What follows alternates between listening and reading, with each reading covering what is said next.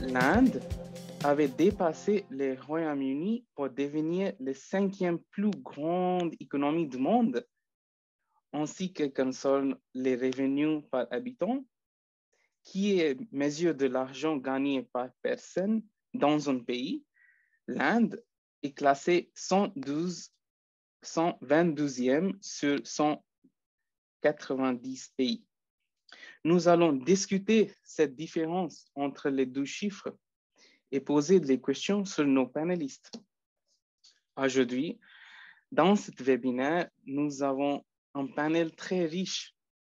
On a deux économistes et une journaliste. Nous avons Vivian Massot qui nous rejoint de Chennai et qui est un économiste et Managing Director India de TAC Economics. Il est aussi conseiller du commerce extérieur de la France. Nous avons Catherine Ross, qui est une professeure de l'Université de Tours et chercheuse au laboratoire Économie d'Orléans et l'Institut de recherche pour le développement. À la fin, nous avons Carole Diederich, qui nous rejoint de New Delhi et qui est une journaliste. Elle collabore au Monde et au Courrier international. Pour mon part, je suis Gurteg Singh et je suis un enseignant invité de Sciences Po et je travaille sur les problèmes environnementaux et du développement durable. J'aurai le plaisir d'animer ce webinaire. Alors, en cours de 10 dernières années, les dernières 10 années, l'Inde a maintenu un niveau de croissance qui est incroyable à voir. Nous avons doublé la France et maintenant nous avons dépassé l'Angleterre dans les classements de puissance économique dans le monde. Qu'est-ce qui s'est vraiment passé en Inde? Et est-ce que l'Inde est vraiment riche et avait les mêmes opportunités pour les habitants comme les pays que dans les premiers 4 pays dans les puissances économiques? Je pense malheureusement il y a un inverse.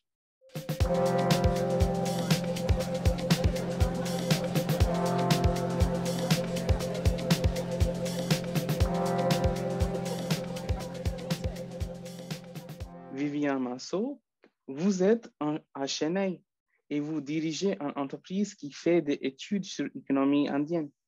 Est-ce que vous pouvez nous expliquer ces chiffres? Qu'est-ce que ça veut dire? Bonjour à tous. Merci Gurteg pour cette introduction. Je dois préciser que j'ai un biais quantitatif et beaucoup de nos analyses sont basées sur des chiffres et des données, donc, qui sont aussi partagées sous forme d'illustration au cours de nos propos. Et pour vraiment illustrer le fait que l'Inde devient une puissance économique, la cinquième, comme l'a annoncé Gurteg, il faut aussi mentionner que la population indienne, c'est le deuxième pays le plus peuplé au monde et qui pourrait rapidement, au cours de la décennie, dépasser la Chine. Donc, avec la première population mondiale, être une puissance démographique et une puissance économique font de pair. Et pour rappeler à ceux qui ne seraient pas familiers avec les notions d'économie, le produit intérieur brut, c'est le total des richesses produites en Inde, les richesses créées par les entreprises, par les ménages, par le secteur public, le gouvernement. Et donc, on va mesurer tout ça. On a plusieurs façons de le mesurer. Je vous présenterai aussi ces résultats. Mais l'idée, c'est que le niveau de croissance et la position de l'Inde aujourd'hui en termes de produit intérieur brut est suffisamment large pour qu'on puisse dire que l'Inde est une vraie puissance économique qui a pu rattraper plusieurs pays européens. Et donc, la place devant, la quatrième place est occupée par l'Allemagne. Et c'est évident que l'Inde sera capable de la rattraper plusieurs années parce que son effet de taille et son effet de croissance exceptionnel continuera. Et donc, cette puissance continuera à croître encore pendant pendant longtemps. D'où provient cette croissance du PIB. Et donc, on a différentes façons de décomposer le PIB. On a une approche plutôt sectorielle, donc c'est l'offre de chaque secteur, comme le secteur primaire avec l'agriculture, le secteur minier, le secteur secondaire avec toute l'industrie, et après le secteur des services. Et aujourd'hui en Inde, donc, sur la partie plutôt orange, plus ou moins claire, les services représentent plus de la moitié de l'activité du pays, alors que le secteur manufacturier représente seulement 15%.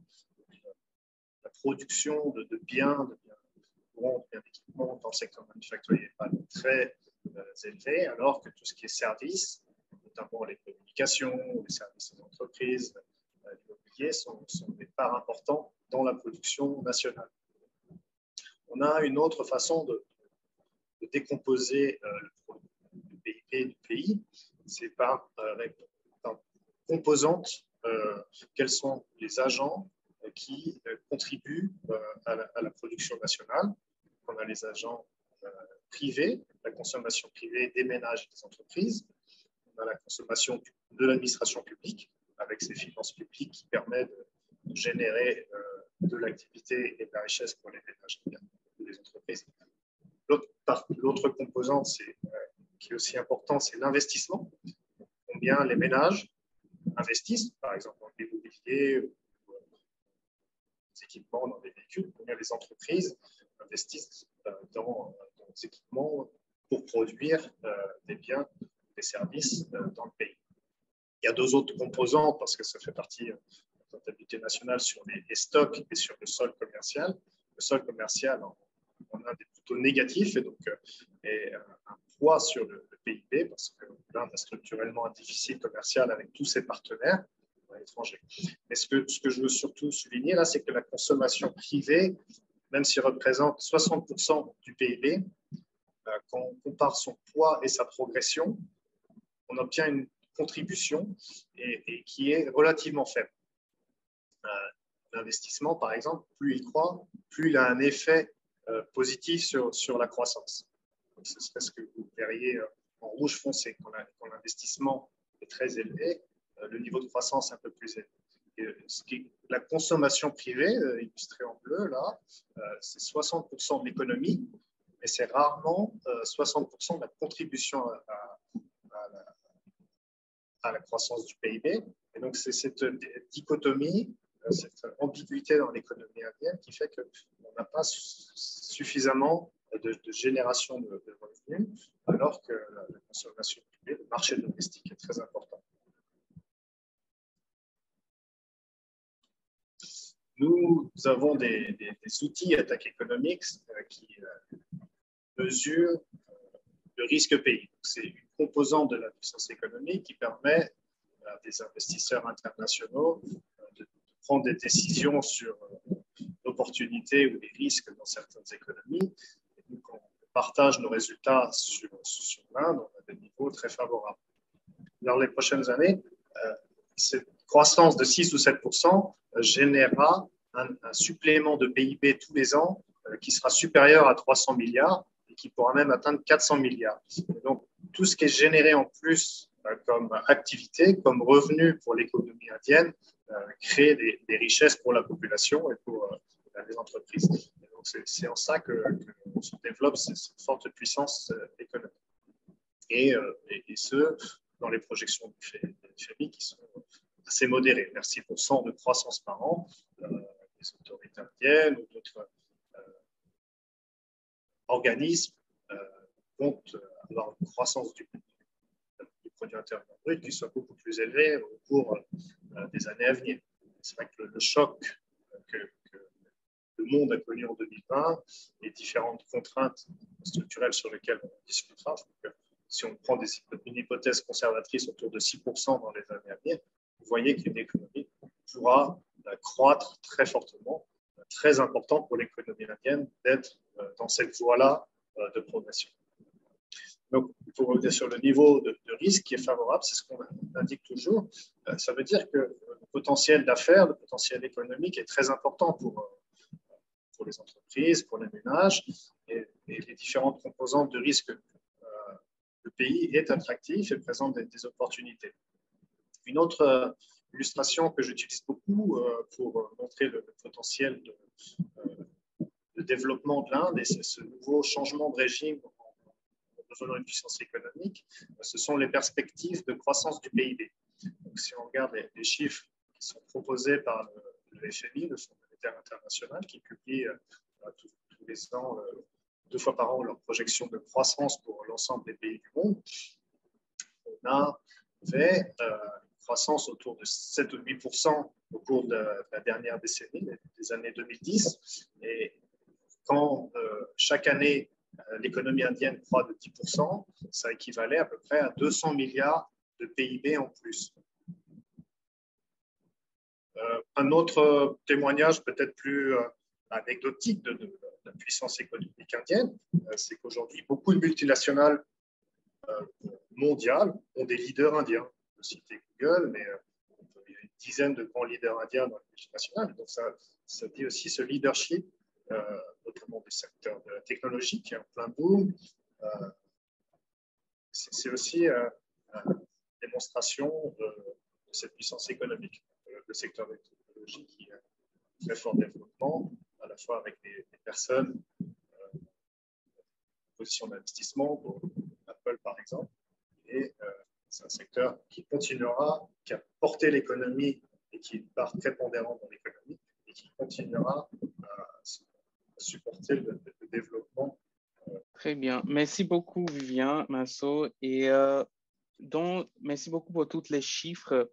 Vraiment, ce qui est centré sur cet investissement. On voit que les croissants en Inde, c'est vraiment incroyable. Il y a beaucoup d'investissements, il y a beaucoup d'industries qui développent dans les dernières décennies. Mais l'Inde, peut-être, elle se développe de manière à créer suffisamment d'emplois. Est-ce que ces chiffres donnent en réalité?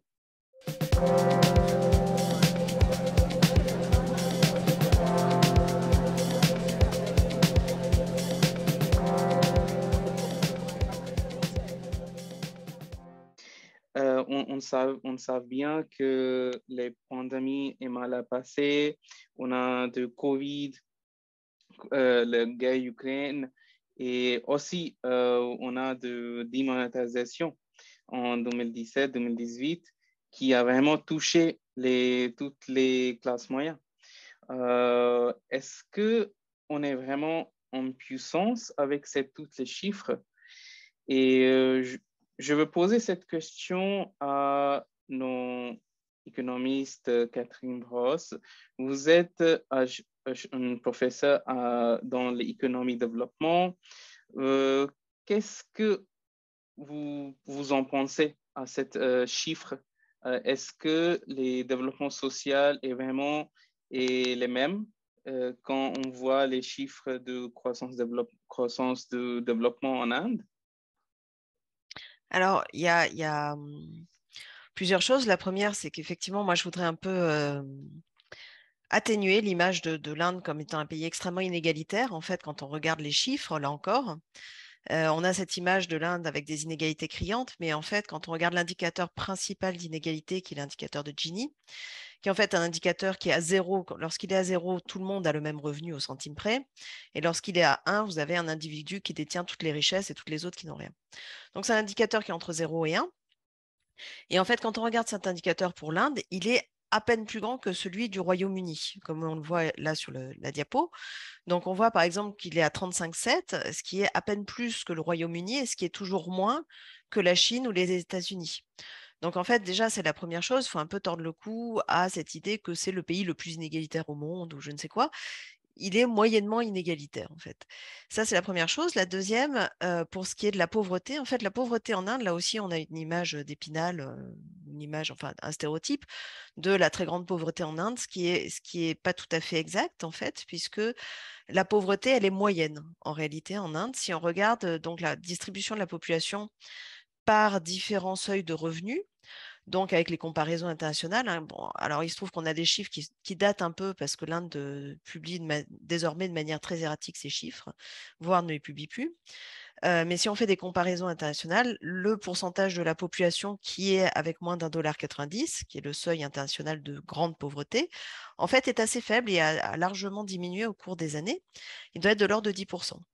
Donc la très grande pauvreté, elle a beaucoup diminué. Et en plus, quand on regarde la distance moyenne du revenu des pauvres par rapport à cette ligne de pauvreté, ils ne sont pas très loin en fait de la ligne de pauvreté, ils sont juste en dessous. Par ailleurs, ce qu'on voit, c'est qu'en fait, si on prend un autre seuil de pauvreté un peu plus haut, là, on commence à avoir beaucoup de population. Donc, en fait, la pauvreté en Inde, elle est existante, ça c'est très clair, mais elle est moyennement pauvre, si je puis dire. Et donc, si on regarde à nouveau la distribution de la population en fonction de ces seuils de revenus, on s'aperçoit que la classe moyenne, en réalité, en Inde, elle est très petite et elle a été très choquée effectivement par le Covid. Elle a été très atteinte par le Covid. Elle est très petite, ce qui en fait pose les problèmes soulevés par Vivien. C'est qu'en fait, c'est la question de la consommation interne. Donc là, vous voyez la distribution de la population pour différents seuils de revenus. Et donc en jaune, vous avez ce qu'on pourrait appeler la toute petite classe moyenne et en vert, la vraie classe moyenne. Donc vous voyez, c'est infinitésimal en fait.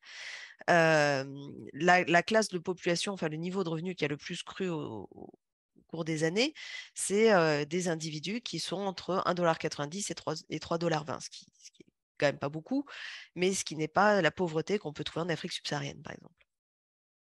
Donc la question, effectivement, c'est de dire où est-ce qu'on peut trouver cette classe moyenne. Donc là, effectivement, sur le graphique, on voit bien que, par exemple, ceux qui ont moins de 2,15 $, qui est un autre seuil de pauvreté, tout ça, en fait, les seuils de pauvreté sont mis à jour en fonction du pouvoir d'achat. Donc c'est pour ça qu'on a différents seuils au fur et à mesure. Mais 2,15 $, c'est vraiment le seuil de grande pauvreté. On voit que l'Inde, en fait, a que 10% donc, de la population qui est en dessous de ce seuil, alors qu'en Afrique subsaharienne, c'est 35%.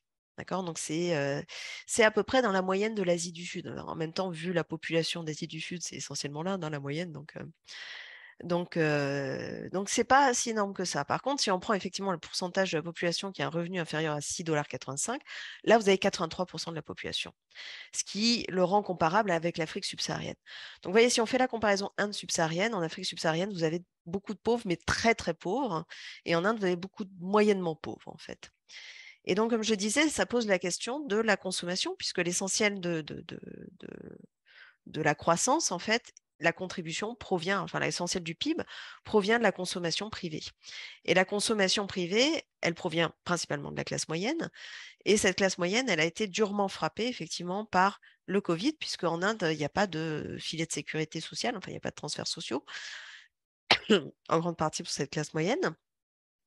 Et donc, on peut se poser la question effectivement de la croissance en fait de l'Inde, puisque comme l'a dit Vivien, elle n'est pas tirée par les investissements, ce qui est le plus grand, ce qui démultiplie le plus la croissance. Elle est plutôt portée par la consommation interne qui peine en fait. Donc c'est pas très comment dire, c'est relativement inquiétant en fait pour sa croissance future. Est-ce que, merci beaucoup, Catherine Gross.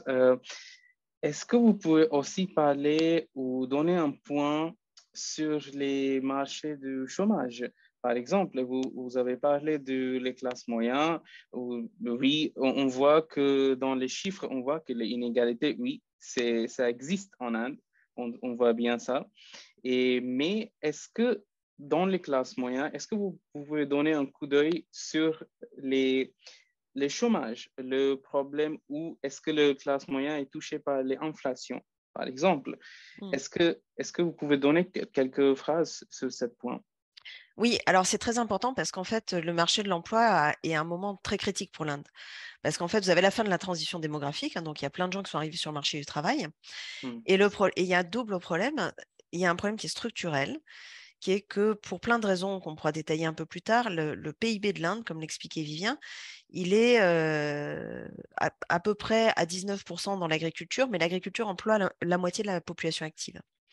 Donc là, il y a énormément de gens qui sont employés dans l'agriculture et qui, en fait, pourraient être retirés de l'agriculture sans que ça change quoi que ce soit à la production agricole. Donc, en fait, en Inde, on a souvent dans les journaux, on lit ça comme étant du chômage déguisé. Et donc, on a ça au niveau du secteur primaire de l'agriculture. En général, ce qui se passe dans les pays en développement, c'est que lorsque vous pouvez dégager de la main-d'œuvre de l'agriculture, celle-ci est transférée manière un peu mécanique vers le secteur manufacturier, le secteur secondaire. Or, en Inde, pour plein de raisons historiques qu'on pourra détailler, le secteur manufacturier est très faible. En fait, il représente moins de 20% de la valeur ajoutée, moins de 20% du PIB, quoi, en gros, et emploie encore moins de la population active. Et en fait, une des raisons pour lesquelles il a été très contraint, ce secteur manufacturier, entre autres, c'est le manque de qualification de la population.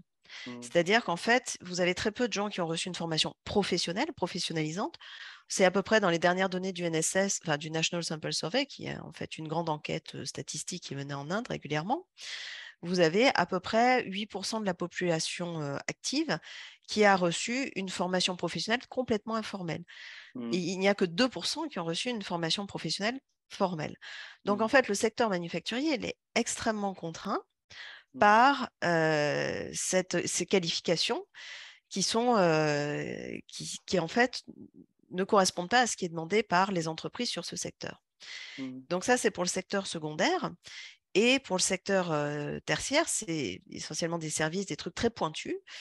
La croissance est essentiellement emmenée par des services qui sont extrêmement productifs et donc qui détruisent en fait de l'emploi.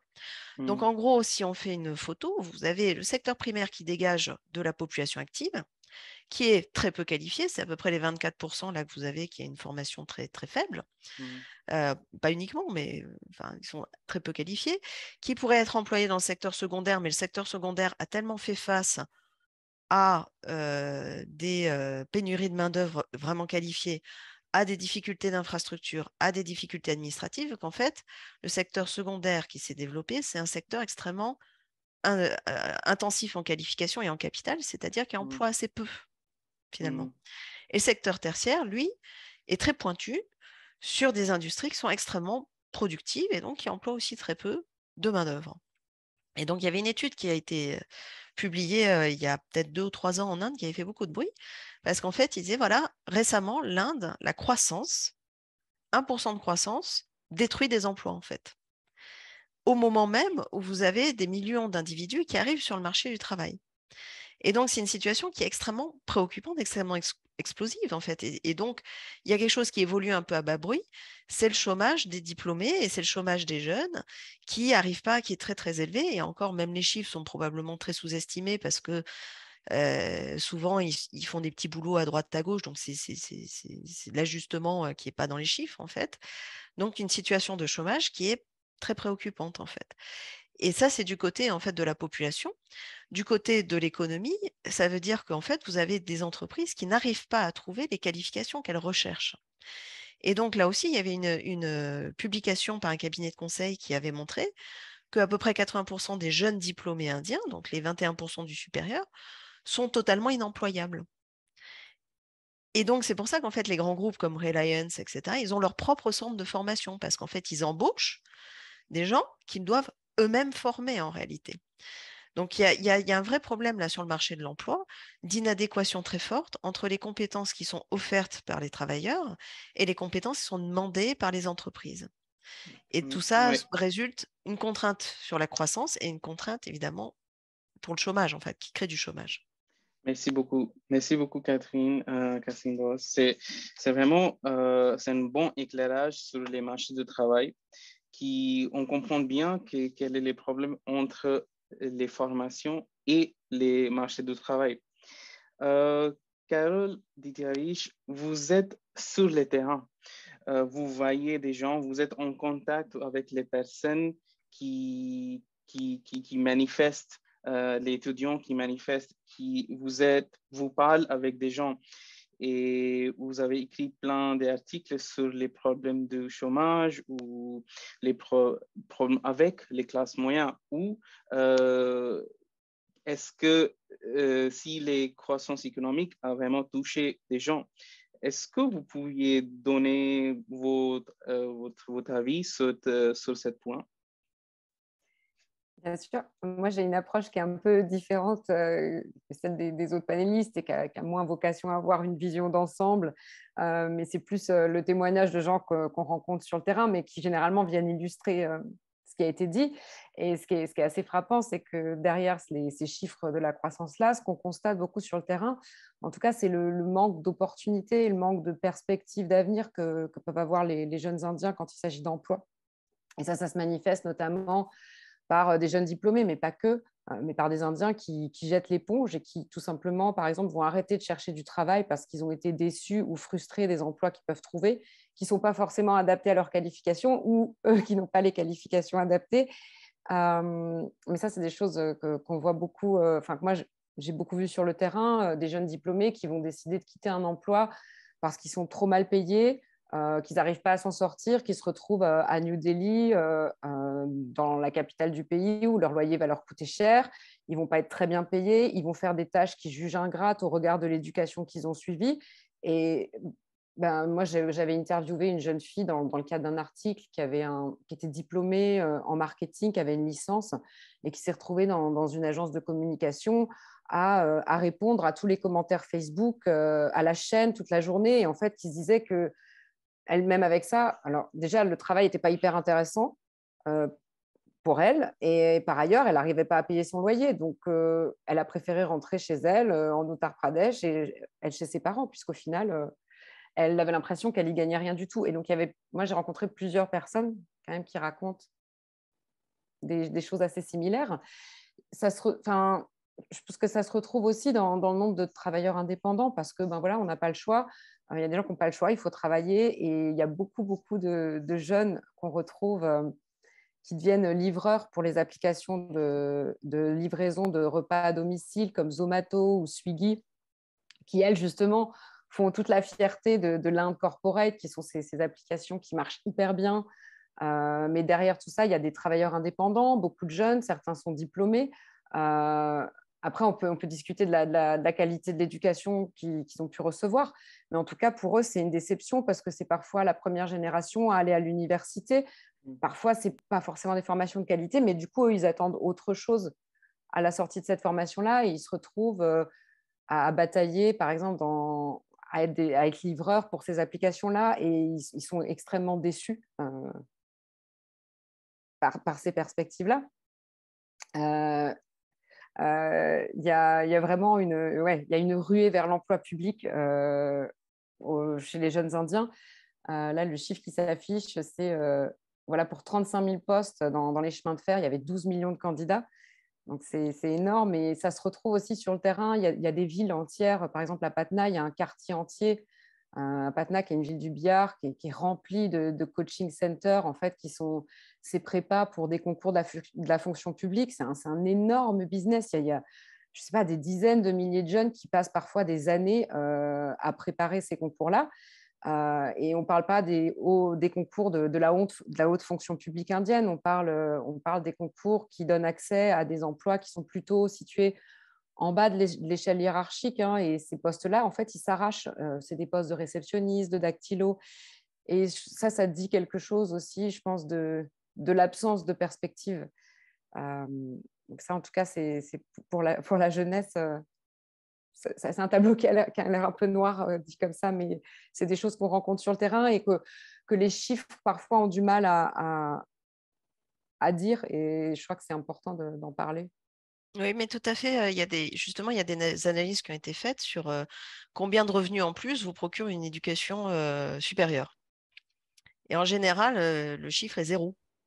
C'est-à-dire qu'en fait, après avoir obtenu un diplôme, c'est vrai, ils se retrouvent avec des salaires qui sont similaires à celui de gens qui seraient sortis du secondaire directement. Donc ça, il y a des analyses qui sont clairement faites dessus. Oui. Voilà, et donc il y a une grosse déception, en tout cas, dans tout un pan de la jeunesse indienne, parce que c'est intéressant parce qu'on parlait tout à l'heure de tous ces PDG des grandes boîtes américaines dans le secteur de la tech qui font aussi la fierté de l'Inde et qui sont aussi le produit d'une partie de l'éducation indienne, qui sortent des Indian Institute of Technology, qui sont des instituts d'élite vraiment. Et donc ça, c'est vrai que c'est la vitrine de l'Inde à l'étranger aussi, et ça fait la fierté de l'Inde. Mais derrière toutes ces écoles ou ces universités d'élite, en fait, il y a tout un tas d'autres diplômés qui bataillent. Et ça, c'est aussi lié à la grande compétition qu'il peut y avoir dans l'éducation, parce que qui a accès aux IIT, qui sont ces instituts d'élite, qui seraient, je ne sais pas, peut-être l'équivalent de Polytechnique en France, je ne sais pas si vous avez des meilleures comparaisons, mais où du coup, c'est vraiment une infime partie de la population indienne qui a accès, parce que rien que par le chiffre, en fait, il y a énormément de jeunes, et donc il faut batailler, les places sont très, très chères. Et, Oui, mais c'est intéressant parce que justement, à côté de ces grandes écoles, en quelque sorte, il y a eu une telle aspiration pour l'enseignement supérieur que se sont développés tout un tas d'instituts au contenu Oui, quand même douteux oui, et qui fait qu'en fait, vous avez des gens qui sont diplômés, mais dont les compétences sont quand même assez oui, faibles. c'est vrai que les formations, les IIT qui on dit que moi aussi j'ai passé sur cette étape et j'ai rencontré plein de gens. Et on peut dire que vivre dans les classes moyennes en Inde, c'est pas si simple. Et il faut battre pour toutes les éducations de qualité, les formations de qualité. Mais on a toujours des chiffres qui disent sur les indices de bonheur ou indices de développement humain. Et tout cet indice est touché par le chômage, par les qualités de formation, par l'argent gagné, les salaires gagnés mensuels. Euh, Catherine Ross, est-ce que vous pouvez un petit peu expliquer nous expliquer c'est quoi les indices du bonheur? L'Inde à ce moment-là, il est dans les places 132 places dans cet indice. Qu'est-ce que ça veut dire cette place? Alors, le 132e, c'est l'indice de développement humain. Mhm. En fait, qui n'est pas tout à fait l'indice du bonheur, parce que ça, c'est une notion assez peu usitée. Mais l'indice de développement humain, en gros, c'est un indice qui, en fait, on est parti de l'idée que le PIB par habitant, ça c'était pas satisfaisant parce qu'il fallait, la question, c'est de la croissance, d'accord, mais pourquoi faire, en fait? Et donc, les deux objectifs qui ont été mis en place de la croissance, c'est le développement de ce qu'on appelle le capital humain, c'est-à-dire, en gros, favoriser l'instruction, l'éducation et la santé. Et donc, dans cet indice de développement humain, il y a trois composantes. La première composante, c'est le PIB par habitant. La deuxième, c'est un certain nombre d'indices en termes de espérance de vie, etc. Donc, ce sont des indices de santé sanitaire et d'autres qui sont, par exemple, le nombre d'années d'études moyens qui sont liés à la scolarisation. Alors, cinquième puissance mondiale, mais 132e au niveau de l'IDH, de l'indice de développement humain.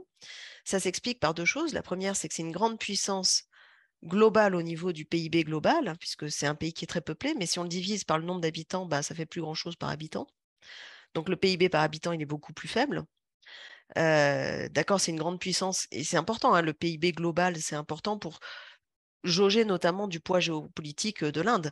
Mais après, il faut le ramener par habitant pour avoir une idée un peu de ce que ça représente par rapport à sa population. Donc là, déjà, c'est beaucoup plus faible. Et l'Inde a aussi des assez mauvaises performances dans tout ce qui est, bien que ça se soit beaucoup, beaucoup amélioré, ça je tiens à le souligner, mais pour ce qui est par exemple de l'éducation. Donc dans l'indice de développement humain, on va prendre en compte l'espérance de vie, on va prendre en compte par exemple le taux de mortalité des enfants, etc. Et là, les performances de l'Inde sont pas très bonnes en fait, elles sont celles d'un pays et pas tout à fait un pays à revenus bas comme l'Afrique subsaharienne, mais qui reste quand même un pays largement en développement. Et pareil en fait pour la scolarisation, etc. Donc, il y a une scolarisation qui est universelle. Donc, il y a des gros, gros progrès qui ont été faits en Inde sur la scolarisation. Mais, par exemple, le nombre d'années d'études moyen pour l'ensemble de la population, il reste quand même pas très élevé. Donc, c'est pour ça qu'on a ces deux aspects, une grande puissance économique au niveau agrégé et au niveau des habitants, bon, c'est plus tout à fait le même tableau.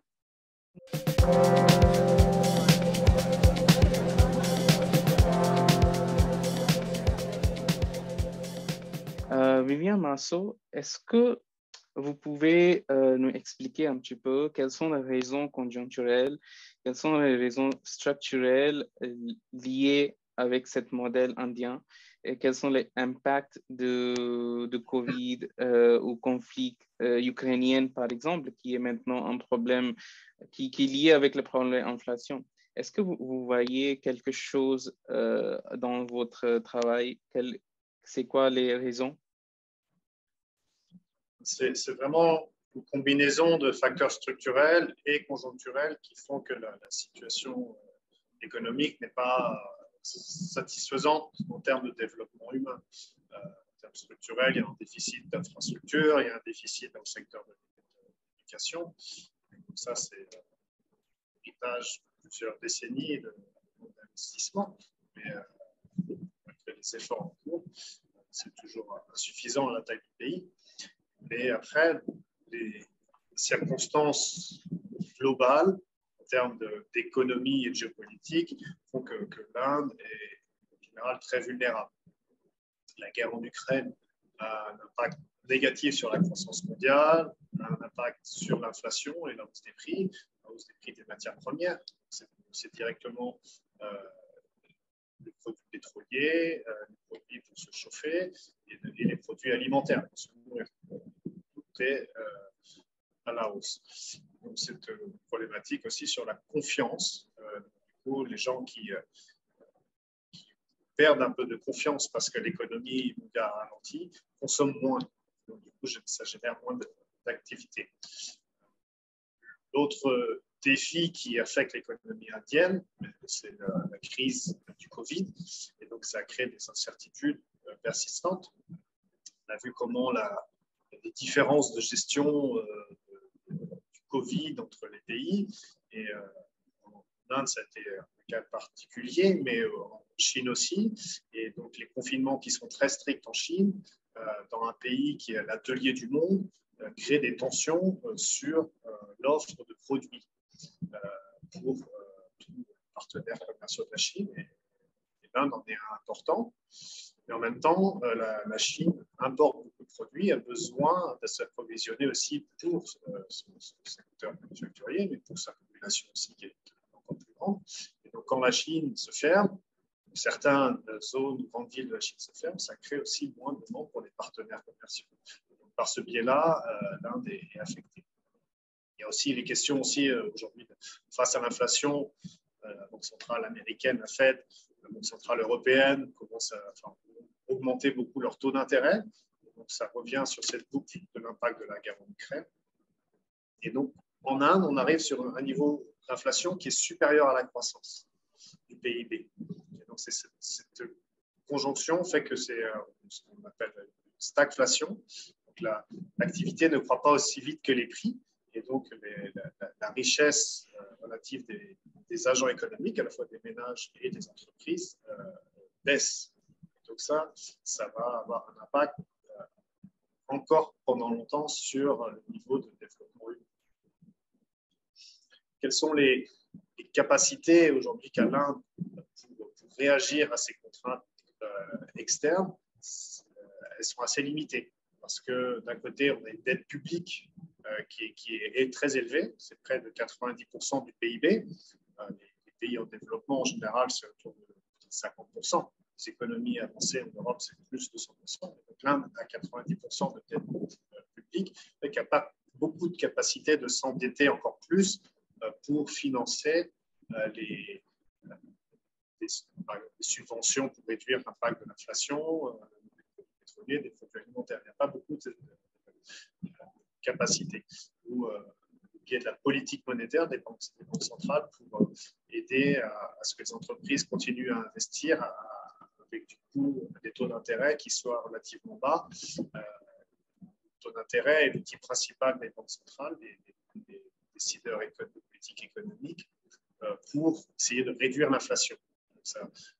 L'inflation augmente, il y a un phénomène de surchauffe et des taux d'intérêt plus élevés vont essayer de ralentir l'économie et ralentir la hausse des prix.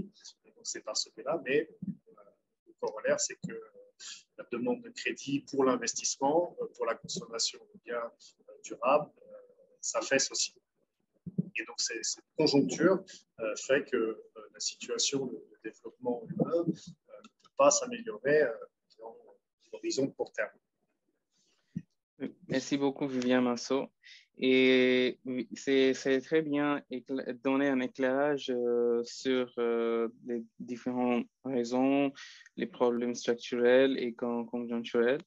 Et je voudrais aussi poser la question à Carole Diederich, qui connaissait plus avec le terrain.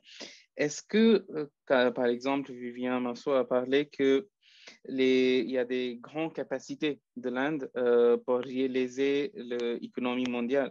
Il y a des grandes populations de jeunes qui sont juste sortis de l'université ou la formation. Est-ce que vous sentez, est-ce que vous voyez cette capacité réalisée sur le terrain?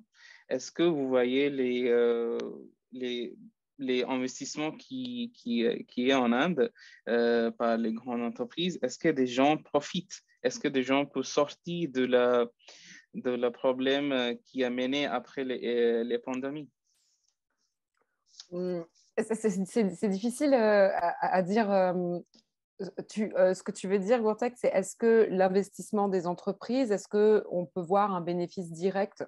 Oui. Investissement, par exemple, des entreprises étrangères, est-ce qu'on voit un bénéfice direct sur les populations, que ce soit en termes d'emploi ou autre, c'est ça?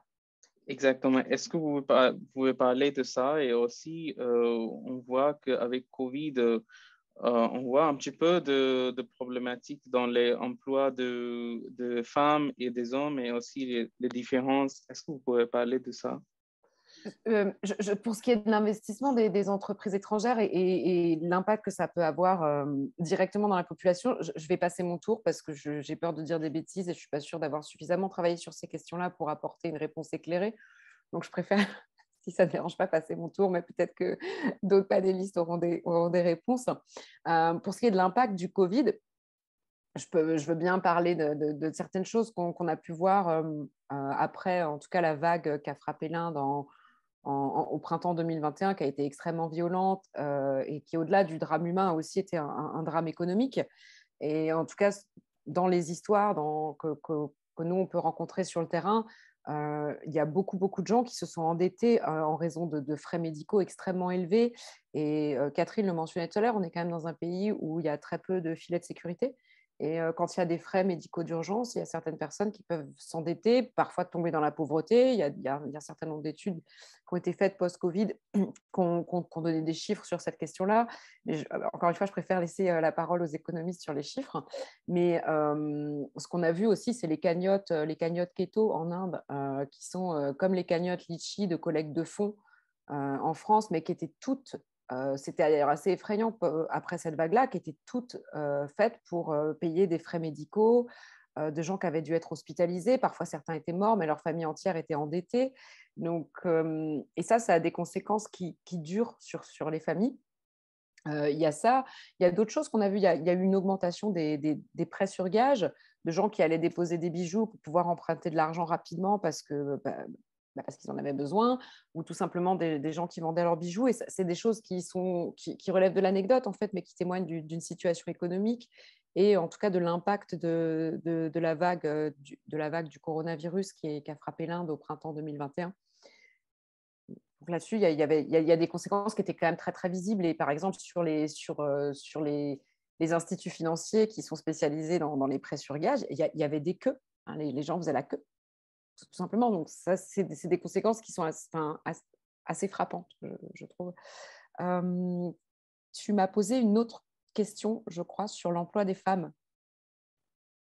Je ne sais pas si c'est directement lié au Covid, pour le coup, mais effectivement, il y a un réel problème de taux de participation des femmes sur le marché de l'emploi. Là aussi, les économistes seront mieux placés que moi pour en parler, mais je crois qu'on considère que c'est ça fait partie des plus faibles au monde. Arrêtez-moi si je me trompe. Voilà. Non. Et non, je ne me trompe pas. Voilà, donc ça c'est un problème et on considère que ça coûtera de l'argent dans le futur à l'Inde, ça coûte de l'argent, en tout cas ça lui coûte en termes de PIB. Et moi, je sais que dans un article que j'avais fait, j'avais interviewé une économiste, donc je vais m'approprier ce qu'elle m'a dit. En tout cas, je vais essayer de vous transmettre ce qu'elle m'a dit. Et ce qu'elle disait, c'est qu'en fait, c'était les normes patriarcales qui qui pesait finalement sur ce taux d'activité féminin et que ça pesait même dans les zones urbaines. Elle m'avait donné un chiffre qui m'avait frappée. Elle considérait que les femmes indiennes, elles consacraient en moyenne 7 à 8 heures par jour à des tâches ménagères, là où les hommes se contentent de 30 minutes quotidiennes. Voilà, ça fait partie des chiffres qu'elle avait avancés. Et elle disait aussi qu'elle travaillait sur une étude qui n'avait pas encore été publiée et qui disait que finalement, les femmes avaient moins de chances d'obtenir une demande en mariage si elles travaillaient et que finalement, sur le marché matrimonial, une femme était plus attractive si elle était femme au foyer. Je vais quand même citer son nom, je vais le retrouver parce que c'est quand même tout son travail. Elle s'appelle Kanika Mahajan. Voilà, donc c'était ses chiffres et ses idées. Et je trouve, et voilà, donc ça c'est important de le souligner. Je pense que les économistes vont pouvoir compléter sur ce que ça peut coûter à l'Inde. Non, merci beaucoup, Carole. Voilà. Est-ce qu'on voit des choses dans les chiffres? Alors, oui, sur les investissements directs, sur les investissements étrangers, en fait, il faut voir que l'Inde a très, très, très, très longtemps été fermée, en fait. Et l'Inde commence à séduire parce que la Chine n'est plus possible. Mais il y a quand même beaucoup de réticences parce qu'il y a encore des limitations dans plein de secteurs sur les investissements, sur le pourcentage que peuvent détenir les entreprises étrangères dans ces secteurs, qui sont au fur et à mesure levés. Donc ça, c'est plutôt favorable. Mais il y a encore, l'Inde est perçue, je pense, dans ce qu'on appelle la facilité pour faire du business, ce qui est un indicateur de la Banque mondiale, le ease of doing business. Donc ça s'améliore beaucoup. C'est le grand cheval de bataille de Modi, le ease of doing business, c'est très important. Ça s'améliore, mais c'est quand même pas terrible. Donc, ça reste pas terrible. Et donc, les investissements directs étrangers sont en croissance, mais ça pâtit quand même du fait que l'Inde est quand même resté un pays longtemps fermé, en fait. Oui. Donc, de là à ce que ça crée des emplois, etc., c'est pas du tout évident, en fait. J'ai pas vraiment de réponse en réalité parce qu'il n'y a pas de lien direct mécanique qu'on peut faire entre l'investissement direct étranger et la croissance sur le marché de l'emploi. Mais ce qui est sûr, c'est que ce qui contraint l'économie indienne, comme le manque de qualification, tout ce dont on a parlé, ça vaut aussi en fait pour les entreprises qui s'installent en Inde. Et donc c'est pour ça en fait qu'il y avait des programmes qui avaient été lancés par le gouvernement Modi qui s'appelaient Skilling India ou Make in India pour justement attirer les investissements directs étrangers, mais qui a un succès qui reste à prouver parce qu'en fait, ça fait quand même un certain temps que le programme existe. Et la croissance de la part du secteur manufacturier dans la valeur ajoutée, dans le PIB, n'est pas très visible en fait. Il y avait des ambitions très, très, très, très élevées d'amener, je crois, ça à plus de 30%, aux alentours de 30% en 2025 et on est toujours à moins de 20 en fait. Donc c'est difficile en fait de dire, bah voilà, il y a un ruissellement directement des investissements directs étrangers vers l'emploi.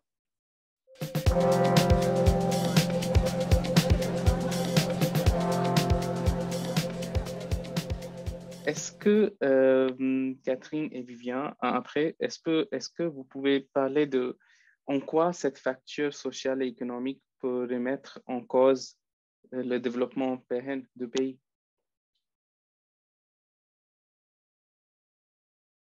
Je me lance. C'est une vaste question. En fait, je pense que moi, de mon point de vue, il y aurait plein de canaux en fait qui fait que la fracture sociale entre guillemets pourrait affecter l'économie. Je pense que ce qui est le plus net, c'est le risque politique en fait que ça crée. Dans le sens où si vous avez une vraie fracture sociale, il y a une colère sociale qui s'exprime et qui peut être canalisée sur des bases identitaires. Donc ça, c'est le risque politique, en fait, si vous voulez, c'est par ricochet. C'est-à-dire, il y a une fracture sociale qui crée du ressentiment et de la colère, qui est canalisée par la classe politique vers certains groupes minoritaires en général, et qui est en fait un terreau ultra fertile pour tous les partisans de l'Hindutva, et donc qui crée un climat peut-être qui est politiquement un peu préoccupant en tout cas. Oui, du coup, il y a un risque d'une explosion sociale, vous pensez? Pour l'instant, c'est très canalisé, si vous voulez, c'est complètement dévié. La colère, en fait, qui est une colère sociale, elle est très déviée politiquement. Donc, bon, voilà, Et c'est ce qu'on voit depuis un certain nombre d'années où on voit cette colère sociale être dirigée contre les musulmans, pour ne pas les citer en fait. Hein. Donc le sentiment qu'effectivement la jeunesse, vous voyez, un cas typique, à mon avis, c'est les protestations de plus en plus fortes contre le système de réservation, qui sont d'ailleurs en train d'affaiblir très, très largement, mais de dire, bah, si vous n'arrivez pas, c'est parce que, regardez, les basse-castes, ils peuvent rentrer à l'université, vous voyez. Tout ça, c'est très dévié. Le fait que peut-être, quand vous avez un diplôme universitaire, vous n'arrivez pas à trouver de job, on va canaliser, en fait, politiquement cette grogne qui est légitime en disant, bah voilà, c'est parce que vous avez des concurrents et on vous les désigne. Et ces concurrents, ça va être tous ceux qui bénéficient, par exemple, des politiques de réservation. Et donc, voilà, c'est la façon, c'est un exemple dont cette colère, en fait, sociale, économique, qui a des racines économiques et sociales, peut être déviée politiquement, en fait. Très bien. Merci beaucoup. C'est un très bon éclairage. Vivien, est-ce que vous pouvez donner quelques points? C'est que les strates de cette fracture sont multiples. Elles sont économiques, sectorielles, générationnelles, communautaires, géographiques en Inde. Et donc, c'est vrai qu'avoir un mouvement social de soulèvement paraît peu probable, et surtout qu'aujourd'hui, il y a un échappatoire politique qui est assez efficace, qui ne met pas en cause justement la gouvernance politique. Moi, ce qui me... comme on revient sur cette question de développement humain, il y a quand même une très forte divergence en Inde entre les États du Nord et les États du Sud. Au niveau de développement est significativement plus élevé. On a ici, dans le Sud, au Tamil Nadu, des taux de fertilité en dessous de 2 enfants par femme, alors que dans certains États du Nord, c'est plus de 3 enfants par femme. Et donc, c'est souvent très fortement corrélé au niveau de pauvreté. Et donc, comment des États plus pauvres, avec une croissance démographique plus importante, vont se retrouver à devoir coopérer à long terme avec des États qui ont une moins forte croissance de la population.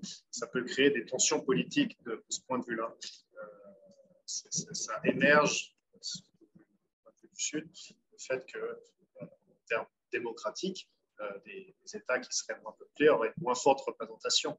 Et donc, cette fracture sociale engendre des tensions sur la gouvernance politique du pays qui peuvent avoir des répercussions assez fortes. L'autre point, c'est que les cas d'explosion sont souvent localisés et ponctuels. C'est-à-dire que dans l'Inde, il y a un régime de droit et on l'appelle en anglais, c'est law and order, droit et ordre. En Inde, ils privilégient plus les questions d'ordre public pour pas qu'il y ait trop de débordements. Et à chaque fois qu'il y a des cas de soulèvement localisés, une intervention policière très efficace pour réprimer et contenir ces soulèvements sociaux. Et donc, jusqu'à présent, il n'y a pas eu de capacité d'un mouvement social à remettre en cause ce développement. Oui, merci beaucoup, Vivien Masso. Et oui, c'est une très bonne remarque. Et j'ai envie encore de poser une petite question juste pour 2 minutes à Carole, parce que j'aimerais savoir qu'est-ce que Carole Diederich, vous pensez à cet risque social, parce que sur le terrain, vous voyez les révoltes paysans qui s'est passé l'année dernière.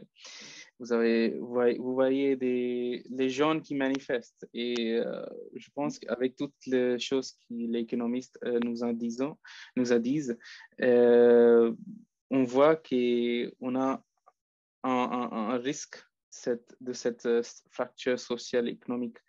Ce qui est intéressant, ce qui est intéressant aussi dans ce que Catherine disait, je trouve, c'est effectivement, il y a un terreau économique et social qui peut être dirigé politiquement, mais aussi, par exemple, chez les jeunes, il y a beaucoup de jeunes qui sont désœuvrés.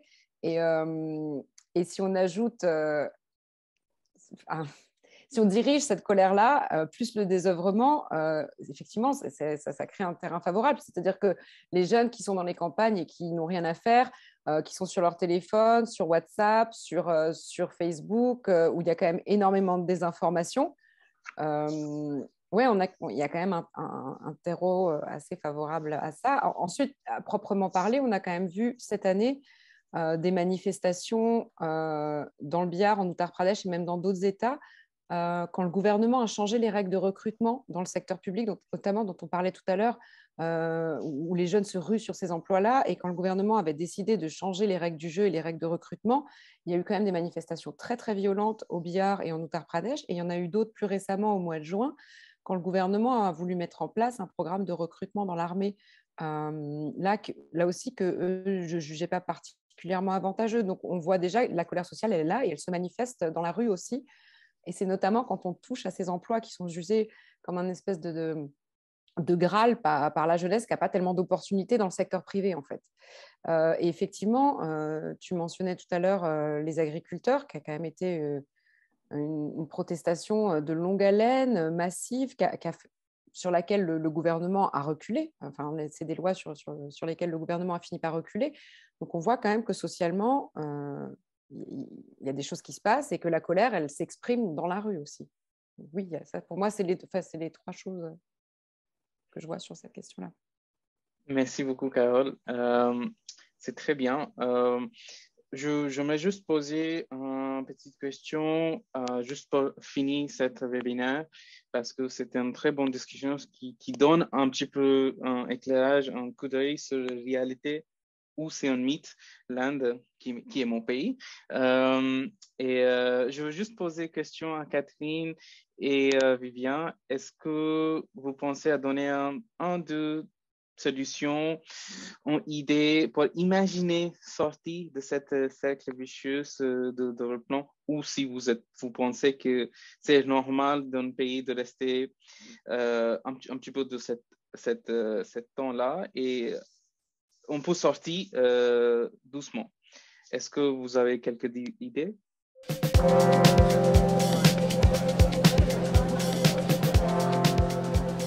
Si j'avais une solution miracle, ça serait formidable, mais disons quelques modestes idées, oui, peut-être.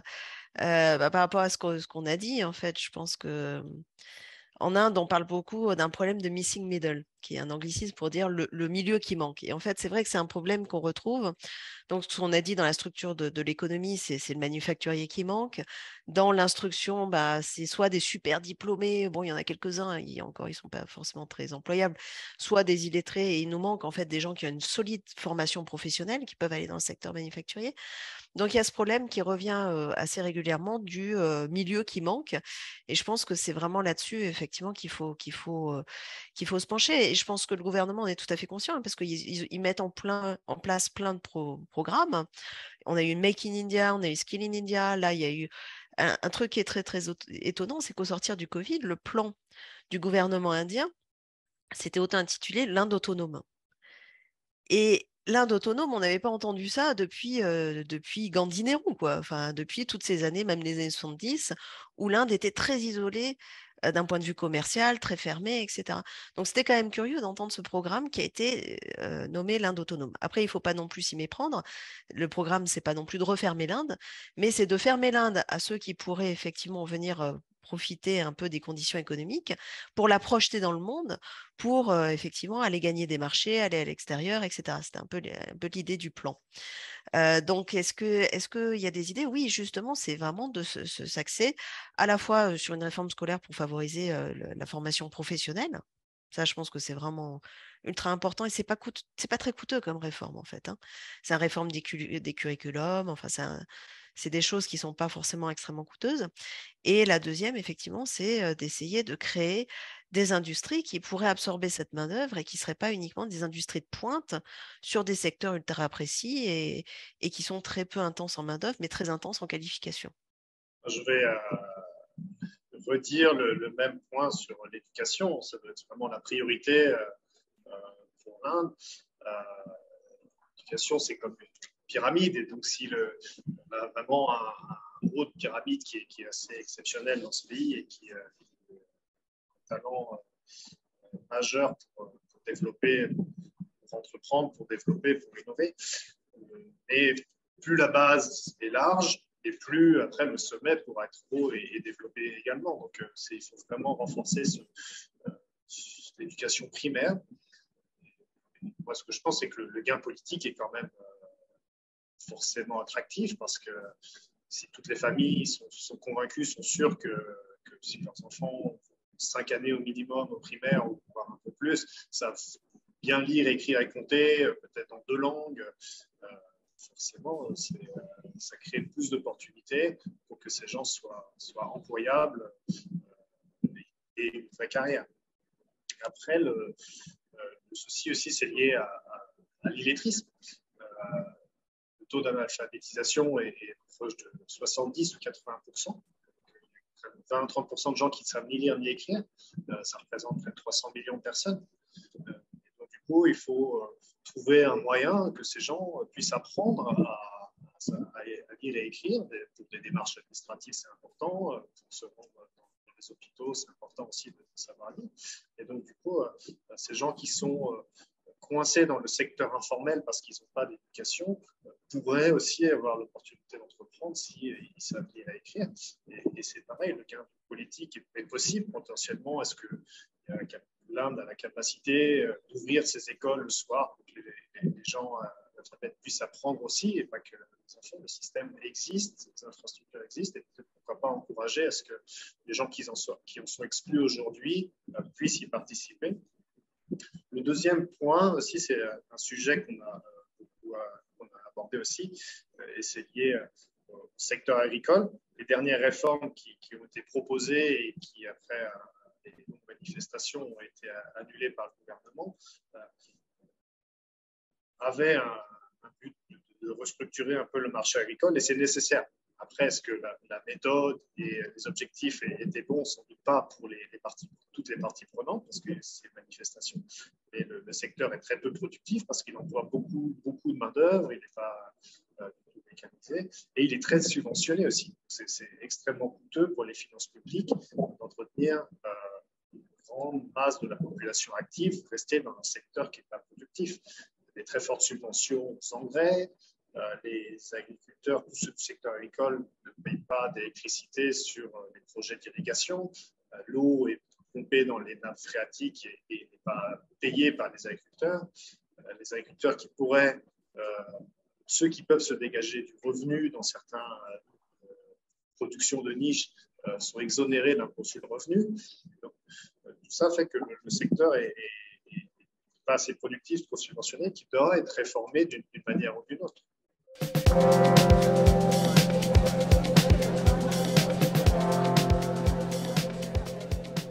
Et on va passer vers les questions qui sont posées par nos participants. C'est une question sur les différences entre les États indiens. Il y a un participant qui posait cette question qui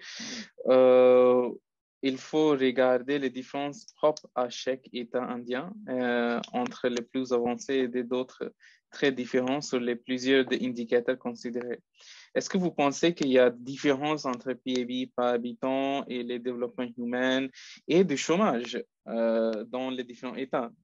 Il y a beaucoup de différences entre, par exemple, les États Gujarat ou Maharashtra ou Punjab, qui sont les États riches, et au Bihar.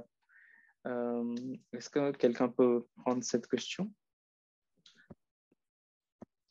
Je suis d'accord, je l'ai abordé sur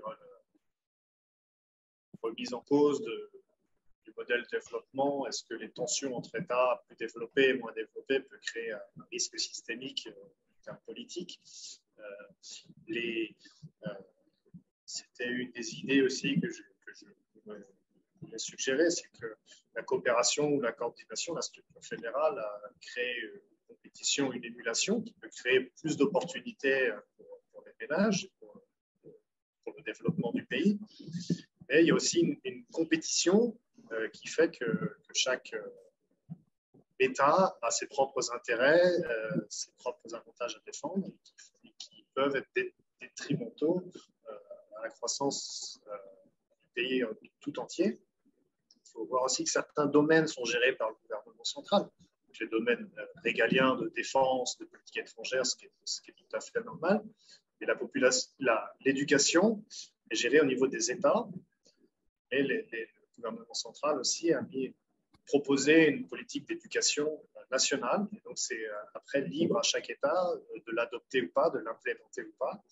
Et le gouvernement central, après, offre des subventions aux États qui remplissent les plus grands critères d'application de cette politique nationale.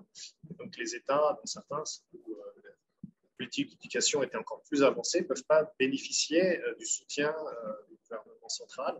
On a vraiment cette dichotomie entre États et entre État et structure fédérale, qui fait que ce n'est pas la méthode, le système de gouvernance le plus efficace. Okay. Oui, c'est très bien dit. Catherine, est-ce que vous pensez les mêmes ou... Oui, je pense que, alors, sur plusieurs niveaux, en fait, il y a beaucoup de disparités au niveau, effectivement, Viviane l'a mentionné, alors pour le coup, des indices de développement humain, par exemple, on oppose traditionnellement le billard et le Kerala, qui ont juste rien à voir, sont diamétralement opposés en termes d'éducation, en termes de santé, en termes de statut des femmes, etc. Donc là, c'est sur ce plan-là. Après, sur le plan de la gouvernance, il y a, je rejoins complètement ce que disait Vivien, et ça s'est très bien vu d'ailleurs, je pense, avec la crise agricole, les manifestations d'agriculteurs qu'on a vues, parce qu'en fait, ils venaient de deux régions principalement, qui sont évidemment des régions agricoles, mais qui sont aussi des régions qui étaient politiquement pas tout à fait alliées avec le BJP, et qui tirent beaucoup de leurs revenus fiscaux de ce système organisé de marché, etc., qui était contesté et qui était remis en question par la loi. Donc là, on voit bien qu'effectivement, il y a des tensions en interne qui sont aussi des tensions politiques, en fait, et qui, avec des leviers qui sont des leviers qui sont fiscaux et qui sont très, très clairs, parce qu'en fait, la plupart des manifestants venaient de ces deux États, en fait. Oui, tout à fait, tout à fait. C'est toujours les problèmes ici, ici en Inde.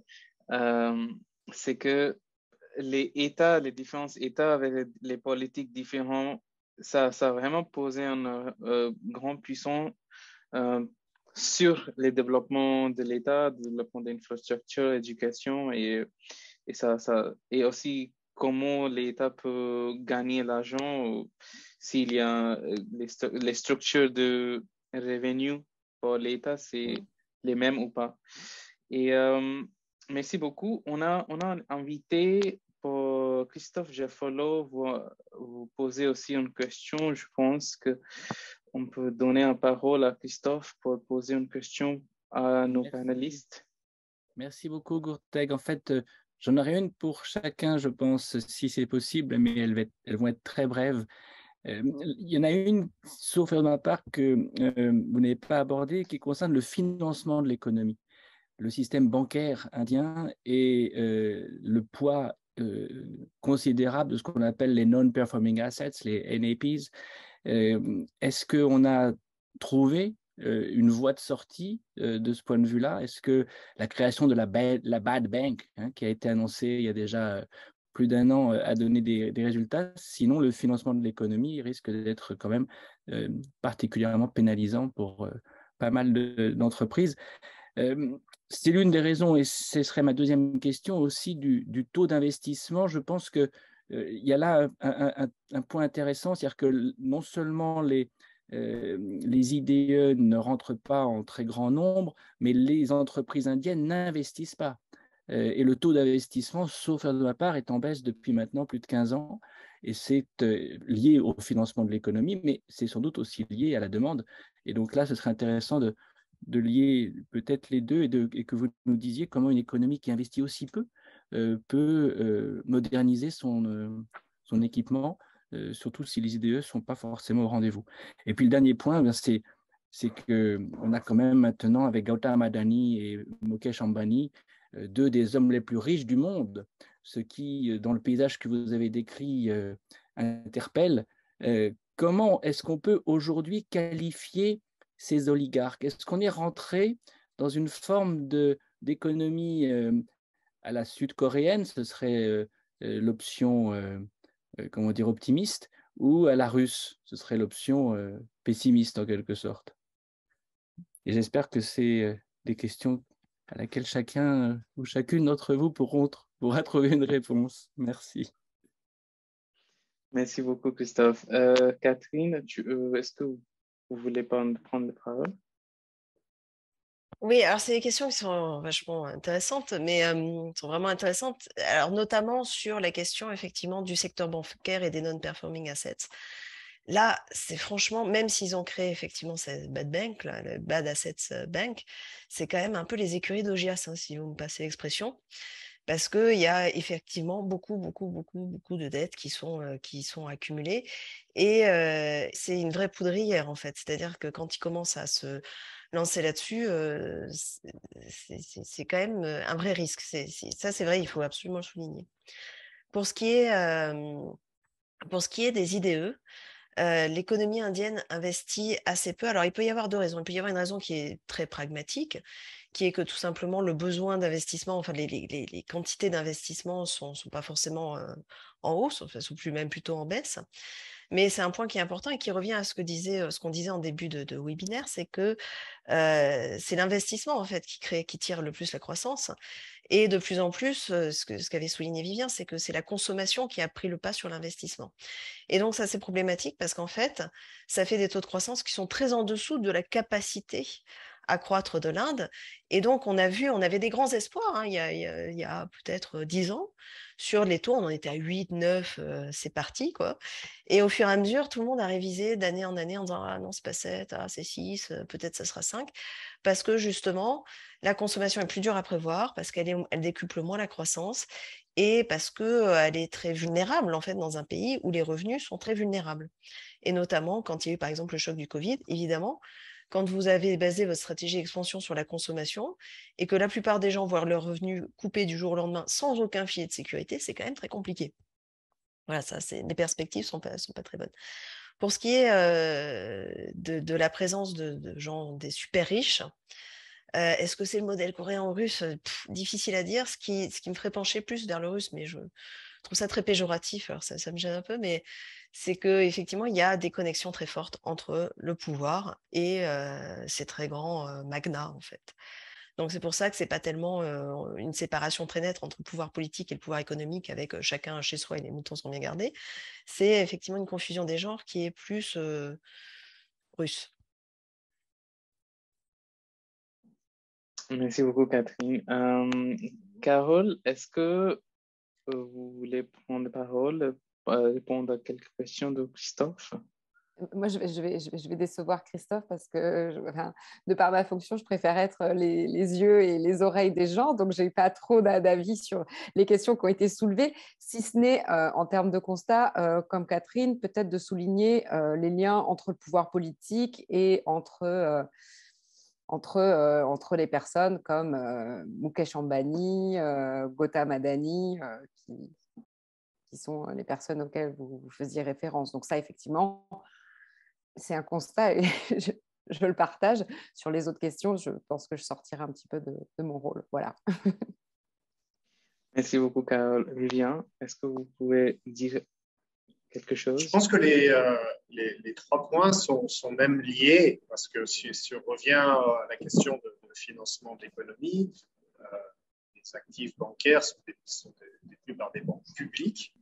Et donc, du coup, c'est vraiment, ça peut être une stratégie de direction par le gouvernement central ou des États qui dirigent des stratégies d'allocation de crédit à des entreprises. Et donc, forcément, celles qui sont plus proches du pouvoir ont plus accès au crédit et financer des investissements qui valorisent leur richesse de façon plus importante. Mais le problème de financement de l'économie, c'est que cet ensemble de banques publiques est encore pas suffisamment efficace. Il y a eu une réforme en cours de rationaliser le nombre de banques publiques pour les passer de 22 à 13.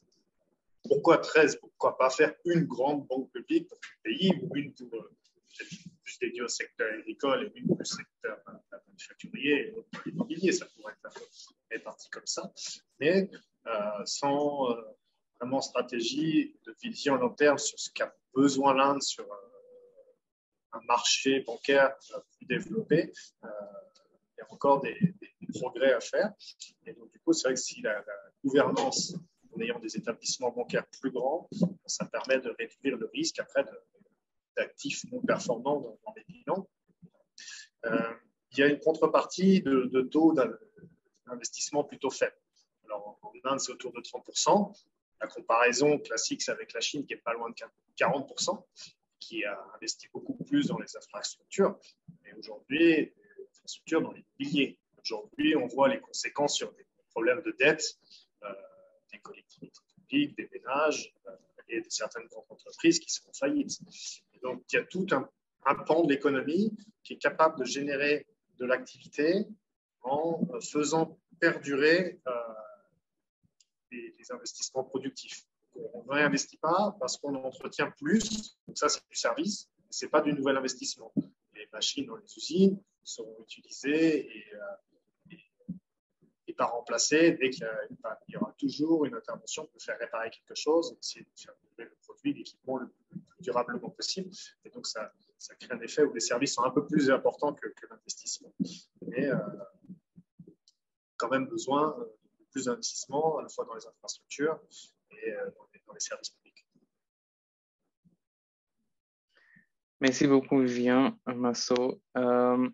J'espère que Christophe est convaincu avec les réponses de nos panélistes. Oui, merci beaucoup.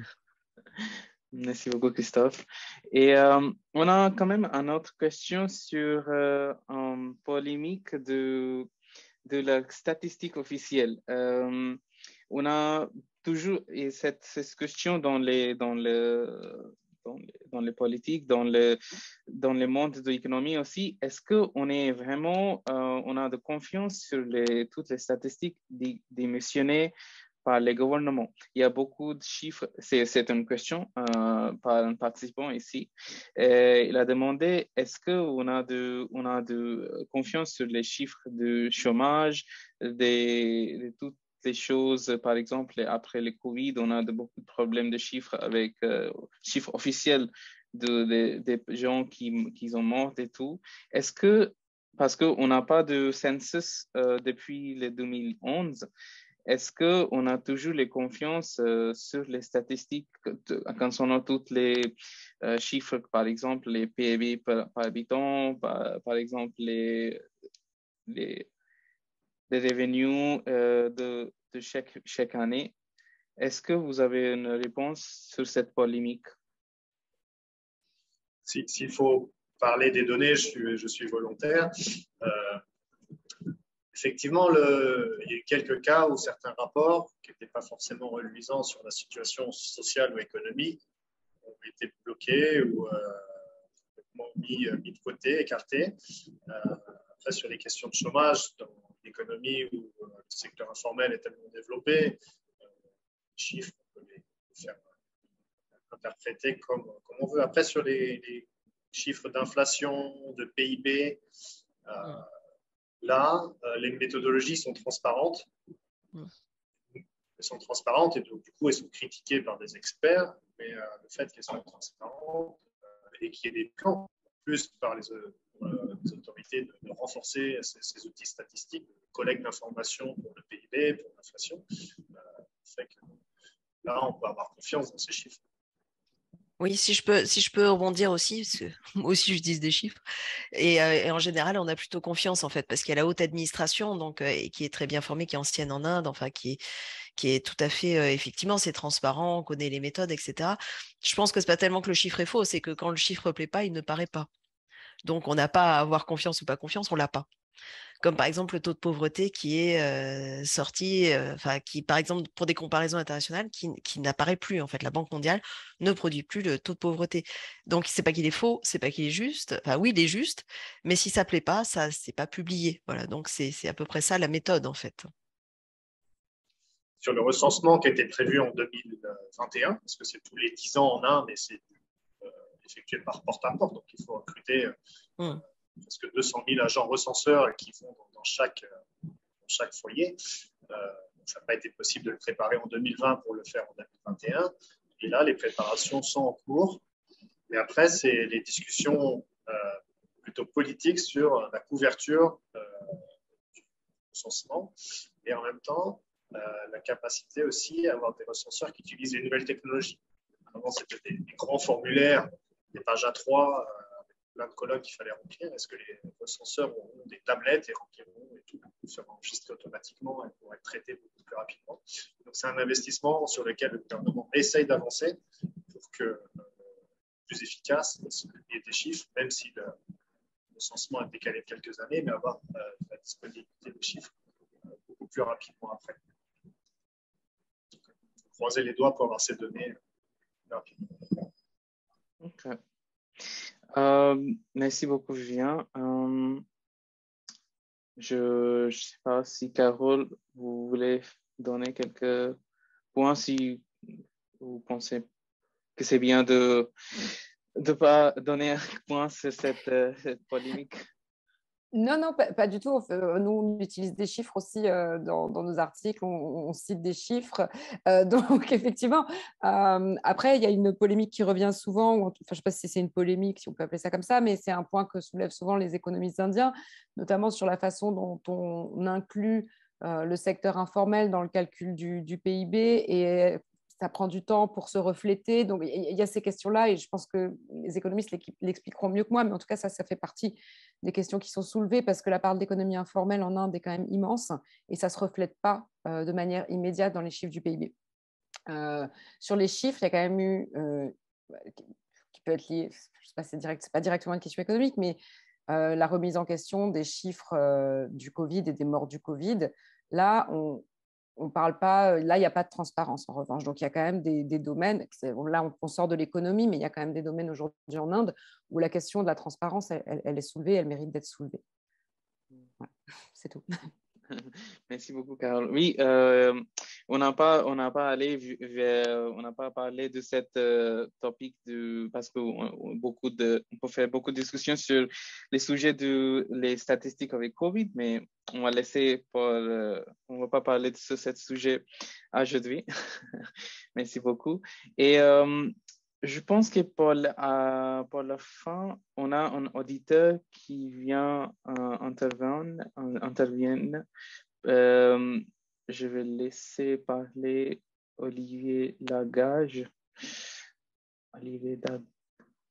Je pense que... Bonjour. Bonjour. En fait, c'est moi qui avais posé la question sur les statistiques et le fait que le recensement n'ait pas encore commencé. Et puis, il y a beaucoup d'autres de chiffres qui ne sont pas disponibles. Or, toutes les constructions qui sont faites le sont autour des chiffres disponibles.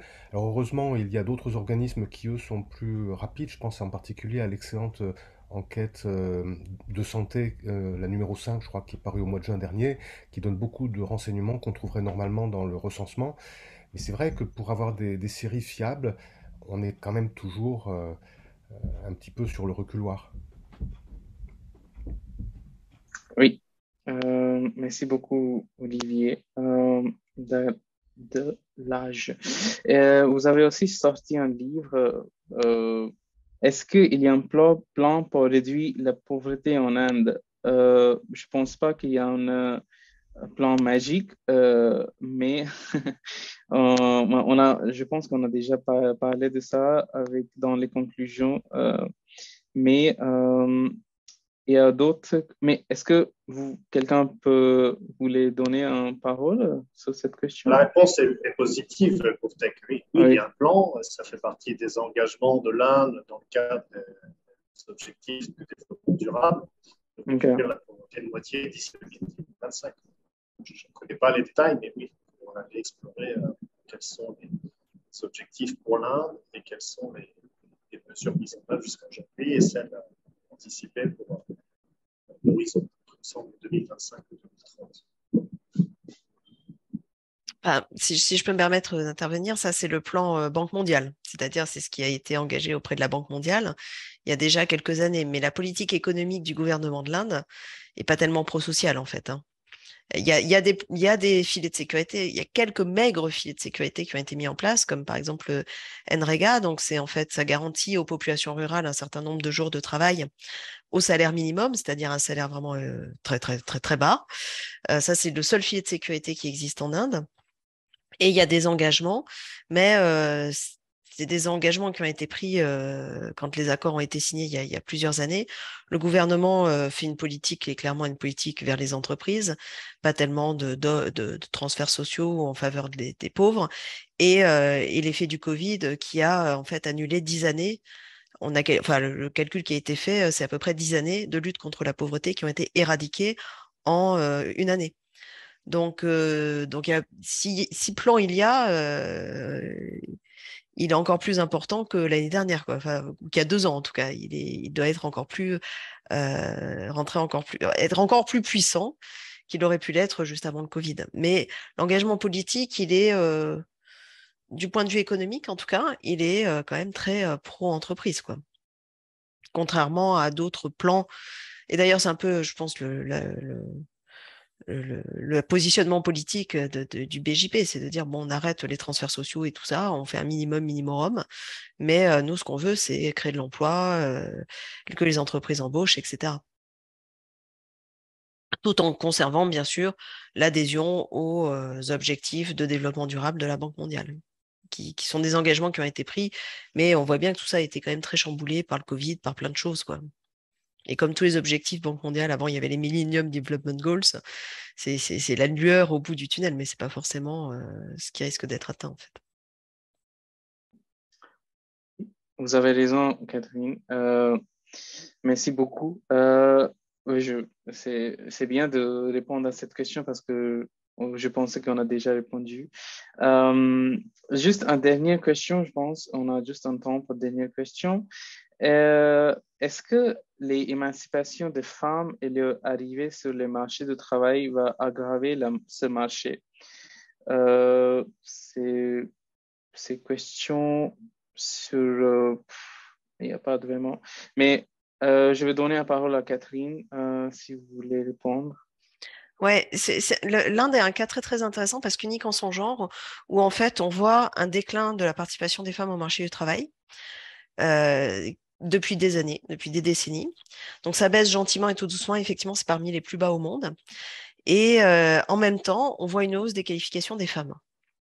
Espèce de truc qui est complètement nouveau parce qu'en général ça va de pair, ce qui est logique, hein, quand vous allez à l'université et tout ça, c'est pour travailler la plupart du temps. En Inde, non.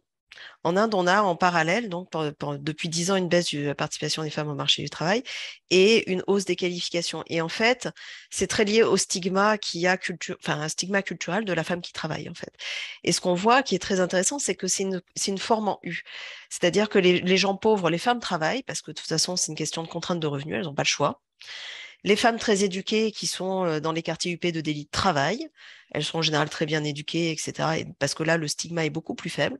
Là où le stigma est très très fort de la femme qui travaille, c'est pour les classes moyennes, entre guillemets. Parce que en fait, une femme qui travaille, c'est le signe que la famille n'a pas d'argent, n'a pas assez d'argent pour que sa femme reste à la maison. Donc en fait, ça fait partie aussi d'une stratégie d'ascension sociale pour les familles, de dire aux femmes, il ne faut pas travailler. Il ne faut surtout pas travailler parce que c'est mal vu, mais pourquoi c'est mal vu? Parce que, en fait, bon, le mari a un coup d'identité masculine, mais c'est surtout que la famille va passer pour des pauvres qui peuvent même pas empêcher leur femme, garder leur femme au foyer.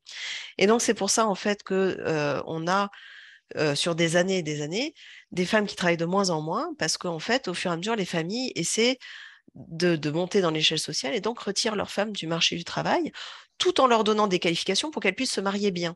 Donc en fait, tout ça fait du sens quand on regarde dans une perspective, une stratégie d'ascension sociale. D'un côté, on éduque les femmes pour qu'elles puissent bien se marier et comme elles vont bien se marier dans des bonnes familles, c'est sûr qu'elles ne vont pas travailler parce que sinon les bonnes familles seraient déconsidérées, seraient considérées comme n'ayant pas les moyens justement de subvenir aux besoins d'une femme au foyer. Merci beaucoup, Catherine. Oui, je pense, pour moi, c'est vraiment très, comment on dit, c'est très clair parce que je vois ça dans la société, je vois ça dans les régions que je nais. Merci beaucoup à toutes qui ont participé. Je pense qu'on est à la fin de cette webinaire. Merci beaucoup à tous les panélistes et merci à tous les panélistes qui nous ont expliqué et éclairé sur toutes les puissances économiques de l'Inde et les réalités sur le terrain, les chiffres économiques, parce qu'on voit maintenant, on sait bien que l'Inde est pas juste en puissance avec les chiffres. On a vraiment déchiffré tous les chiffres et merci à tous les panélistes qui nous expliquaient toutes les choses et aussi les problèmes structurels. Et c'est qui est très important à se comprendre avec l'Inde, qui est un très grand pays, presque les mêmes tailles que l'Europe. Et c'était vraiment un plaisir de tous les panélistes de vous écouter et participer. Merci beaucoup. Merci à toi, Gurteg. Et j'en profite pour montrer le livre d'Olivier Dallage que tu as cité tout à l'heure et qui sera released, comme on dit en bon français, la semaine prochaine. Bonne soirée. Au revoir. Merci beaucoup, Christophe. Bonne soirée. Merci. Bonne soirée.